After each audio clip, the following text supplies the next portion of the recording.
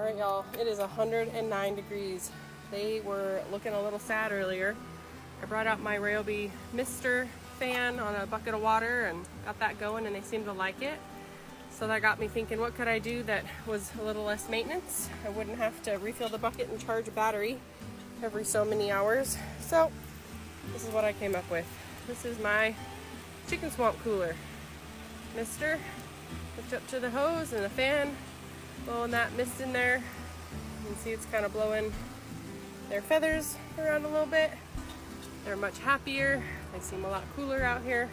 I am sweating like a dog. Got them some fresh cold water and bringing out their ice treats. I know they like to stand on them when they fall off because they can cool themselves through their feet. I also made them a little jug of water here, ice water, so they can either drink that. I don't know if they'll stand on this,